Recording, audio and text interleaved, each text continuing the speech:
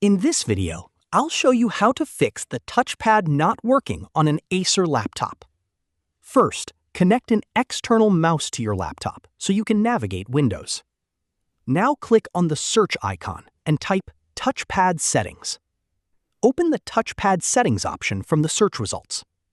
Make sure the touchpad toggle is turned on. Next, click the small arrow next to the touchpad settings to expand additional options. Make sure the option that keeps the touchpad enabled when a mouse is connected is checked.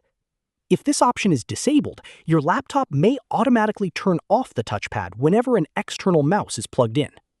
If the touchpad still isn't working, it may have been disabled using a keyboard shortcut. On many Acer laptops, you can enable or disable the touchpad by pressing Fn plus F7, Fn plus F10, or sometimes just F10, depending on your model. Try these key combinations and check whether the touchpad starts working. If the issue continues, right-click the Start menu and select Device Manager.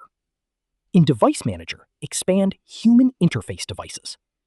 Look for HID-compliant touchpad. Right-click on it and select Uninstall Device. Click Uninstall again to confirm. After that, restart your Acer laptop. Windows will automatically reinstall the touchpad driver during startup. That's it. These are the most effective ways to fix a touchpad that is not working on an Acer laptop.